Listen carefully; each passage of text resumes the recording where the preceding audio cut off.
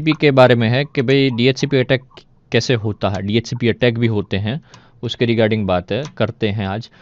DHCP जो है full form आपको पता ही है, डायनामिक होस्ट कॉन्फ़िगरेशन प्रोटोकॉल। काम ये करता है कि जो भी डिवाइसेस इंटरनेट पे कनेक्ट होते हैं उन सबको आईपी एड्रेस प्रोवाइड करने का काम करता है। वो आईपी एड्रेस जो है वो रेंज ऑफ आईपीस कहलाते हैं, मतलब रेंज ऑफ बल्क में जाता है। वो ज़रूरी नहीं कि भाई एक से दो के बीच में कोई दो तीन डिवाइस ही कनेक्ट होते हैं। ओवरऑल वर्ल्ड में कोई डिस्कनेक्ट होता है तो कोई कनेक्ट होता है, चौबीसों घंटे ये सब चीज़ चालू रहती है। तो किसको आईपी देना, कौन सा आईपी मतलब जो भी डिवाइस डिस्कनेक्ट होने के बाद जो आईपी एड्रेस बचा रहता है वो आईपी एड्रेस को किसी दूसरे को असाइन करना, ये सब काम जो है ये डीएचसीपी करता है। तो दूसरा पॉइंट ये है कि assign IP to devices when it connects to the network. जो भी डिवाइसेस नेटवर्क में कनेक्ट होते हैं उनको आईपी एड्रेस प्रोवाइड करता है। Keeps track which computer using which IP, मतलब ट्रैक भी करता है कि कंप्यूटर के पास जो आईपी है क्या वही आईपी कंप्यूटर अभी भी स्टेबल यूज़ कर रहा है। जब तक वो डिस्कनेक्ट नहीं हो जाता तब तक वो आईपी उसी को असाइन रहेगा। Range of IP is assign to devices when connect to the internet, मतलब एक एक करके आईपी नहीं होती, रेंज ऑफ आईपीस होती है 192 168 1.0 से लेके, अगर मान सॉरी ये एग्जांपल बता रहा हूँ आपको, 1.0 से लेके 255 तक होता है। तो जितने भी डिवाइसेस कनेक्ट हो सकते हैं 1.255 में वो सारे के सारे बल्क ऑफ आईपीस में जाते हैं और असाइंस होते हैं। Once an attacker connect with the network, it will flood the network with send DHCP requests. अब इसमें होता है कि जो भी डिवाइसेस इंटरनेट पे कनेक्ट होते हैं तो जब इंटरनेट पे कनेक्शन आता है तो डीएचसीपी रिक्वेस्ट जाता है, तब जाके डीएचसीपी को पता चलता है कि भाई डिवाइसेस को इंटरनेट पे कनेक्टिविटी के लिए आईपी एड्रेस चाहिए, मतलब कुछ भी सर्फिंग करने के लिए, तब जाके वो आईपी एड्रेस असाइन करता है। तो यही चीज जो बल्क ऑफ डिवाइसेस डीएचसीपी को रिक्वेस्ट भेजती है वही काम एक सिंगल अटैकर अपने ही कंप्यूटर सिस्टम में बल्क ऑफ रिक्वेस्ट डीएचसीपी को भेजता है और डीएचसीपी को लगता है कि भाई मुझे रिक्वेस्ट आए तो मैं रिस्पॉन्स दूं। इस मल्टीपल रिक्वेस्ट को, यानी कि मल्टीपल रिक्वेस्ट जो सिंगल सिस्टम से हो निकल के डीएचसीपी सर्वर पे अटैक करता है, इसको बोलते हैं डीएचसीपी अटैक, जहां पे डीएचसीपी सर्वर को डाउन कर दिया जाता है। जैसे डॉस अटैक में होता है, सिंगल सिस्टम से मल्टीपल रिक्वेस्ट भेज के पर्टिकुलर वेबसाइट पे अटैक करके वेबसाइट की सिस्टम को डाउन करो, सर्वर को हैंग कर दो, क्रैश कर दो। सेम कंसेप्ट ये होता है कि डीएचसीपी रिक्वेस्ट को भेजो, ठीक है ना। उसके लिए एक प्रैक्टिकल देखते हैं काली ऑपरेटिंग सिस्टम के अंदर, ठीक है। उसका टूल का नाम है यर्सिनिया, वो भी हम देखेंगे कैसे यूज़ होता है। डाउनलोड करने के लिए गिटहब से आप डाउनलोड कर सकते हो। दो तीन ऐसे हमने सॉफ्टवेयर जो है गिटहब से हमने डाउनलोड किए हैं, कैसे क्लोन करते हैं टर्मिनल थ्रू, कैसे एक्सेस होता है, ठीक है। तो आप भी वो सॉफ्टवेयर यूज़ कर सकते हो अपने काली ऑपरेटिंग सिस्टम में, अगर आपके सिस्टम के अंदर नहीं है। रूट लेवल टर्मिनल की रिक्वायर्ड होगी, इसीलिए आप इसको एक्सेस कीजिए। ये आपकी स्क्रीन के सामने ही था, ठीक है ना। यर्सिनिया करके एप्लीकेशन है, सॉरी सिनिया -h, ठीक है ना। ये हेल्प मेनू है। हमको ये ग्राफिकल मोड को यूज़ करना है तो हम कमांड यूज़ करेंगे -g, ठीक है। -h की जगह -g लिख रहे हैं। अब यहाँ पे केस सेंसिटिव नहीं, इसीलिए जो भी कमांड जिस लेटर में है, स्मॉल लेटर या कैपिटल लेटर में, उसी हिसाब से हमको पुट करना है। तो यर्सिनिया -g को अगर हम पुट करके एंटर करते हैं तो ये बॉक्स खुलता है जहाँ पे लिखा है alpha version, this is an alpha version of the GTK GU, not all the options are implemented in the GU। मतलब GU में हर एक ऑप्शन इम्प्लीमेंटेड नहीं है, लेकिन फिर भी चलेगा। हमारे लिए एक सिर्फ और सिर्फ एक प्रोसेस है देखने के लिए कैसे DHCP मल्टीपल रिक्वेस्ट भेज सकता है। सो यहाँ पे जो ऑप्शंस जो आप देख रहे हो, यहाँ पे ये अटैक्स के सारे एडिट मोड्स जो है यहाँ पे देखते हैं। यहाँ पे हमको DHCP अटैक चाहिए तो हम DHCP पुटअप करेंगे। इंटरफेस जो है हमारा इथरनेट 0 ही रहेगा, जो इथरनेट 0 लोकल एड्रेस नहीं रहेगा, हमारा इथरनेट 0 है तो इथरनेट 0 पे ही रखते हैं।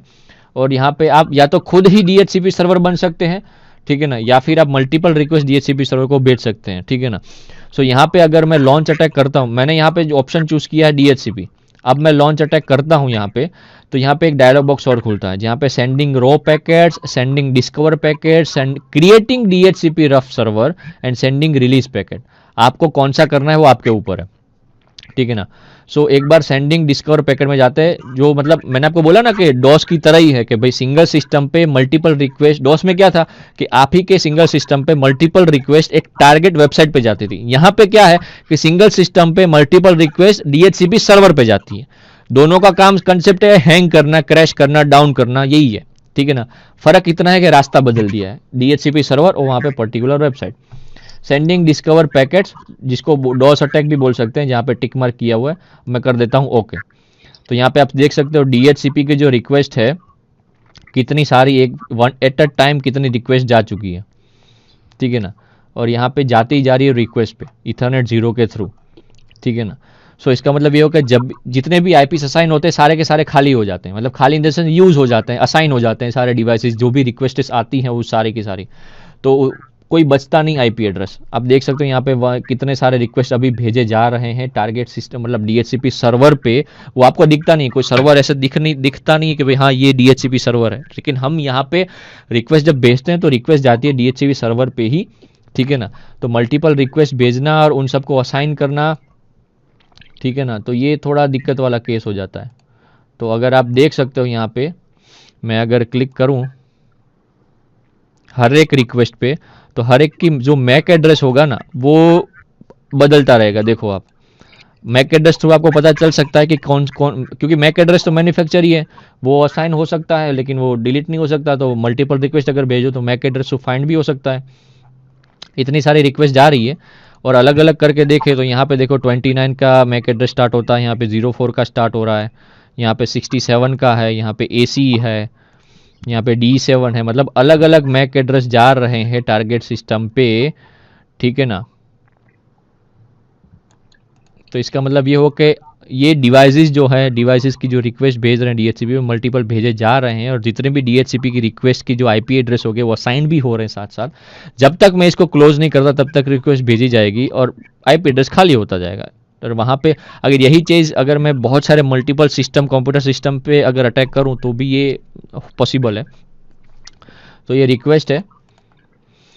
अब मैं इसको क्लोज करता हूँ तो यहाँ पे आप देखोगे मेरे कमांड प्रॉम्प्ट में मैंने अगर -G किया था फिर ओपन किया था तो यहाँ पे देख सकते हो बहुत सारी रिक्वेस्ट आ चुकी। Invalid source position for vertical gradient, मतलब बहुत सारी रिक्वेस्ट जो आई 54,309, 54,275, 54,234, 54,381, ठीक है। बहुत सारी रिक्वेस्ट जो गई हैं टारगेट सिस्टम पे यानी कि DHCP पे, ठीक है ना, जो अब मैंने क्लोज कर दी है। Do you have an ISL capable Cisco switch, share it. इसका मतलब ये हो कि सिस्को स्विच से भी ये सब चीज़ हो सकती है, क्योंकि सिस्को स्विच में कैम टेबल होता है जहाँ पे मैक एड्रेस भी असाइन होता है थ्रू पोर्ट। आप खुद भी एक DHCP सर्वर बन सकते हैं, ठीक है ना, अगर आपको बनाना है सॉरी यर्सिनिया -G। ये DHCP तो है ही। लॉन्च अटैक में अगर आपको रिलीज पैकेट भी डालना है, ठीक है ना, तो रिलीज पैकेट भी डाल सकते हो। ये आप देख सकते हो अभी IP एड्रेस जो है, मैं इसको क्लोज ही कर देता हूँ, मैं आपको बाद में बताता हूँ। वापस से इसको ओपन करता हूँ।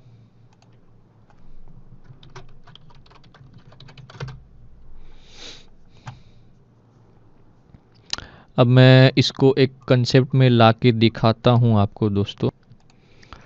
तो यहाँ पे लॉन्च अटैक में जाके रोफ सर्वर में जाते हैं जहाँ पे आप खुद भी IP एड्रेस आप क्रिएट कर सकते हो, जिसमें सर्वर ID आपका जो भी आपका IP एड्रेस अगर आपको रखना है, फॉर एन एग्जांपल मेरा जो 192.168.1.2 जो है वो मैं रखूँगा 168.1.2। स्टार्ट IP जो है वो आप लिख सकते हो 192.168.1.1। एंडिंग IP जो आपको लिखना है 192.168.1.255 लिख देता हूँ मैं। टाइम सेकंड 120 सेकंड जो है वो रिन्यू टाइम सेकंड अगर आपको रखना है, ठीक है ना। टाइम लैब जो है वो रिन्यू टाइम जो है मिनिमम 10 सेकंड का रखते हैं। सबनेट मास्क जो है 255 255 255 0 लास्ट में जो आता है वो 255 0। अब ये राउटर की जो डिटेल वो हमेशा आपका गेटवे हो सकता है, हमेशा। तो अगर आपको गेटवे देखना है तो गेटवे के लिए कमांड था एक, आपका जो IP एड्रेस है गेटवे का वो आप इस कमांड से पता कर सकते हो, IP राउट, जिसमें डिफ़ॉल्ट भी है 190 सो 168.1.1। ये जो है आपका डिफ़ॉल्ट गेटवे है। तो आप डिफ़ॉल्ट गेटवे जो है स्टार्ट IP जो है मैं यहाँ से ही लिख देता हूँ 10 से। राउटर जो है 192.168.1.1। DNS सर्वर 1.1.1.1 और डोमेन जो है सर्वर मैं इसको ओके कर देता हूँ। इसकी मदद से आपको क्या होगा, ये जो आपका आईपी एड्रेस है ये डिस्कवर होना चालू हो जाएगा और आप खुद ही एक प्रोसेस जो है,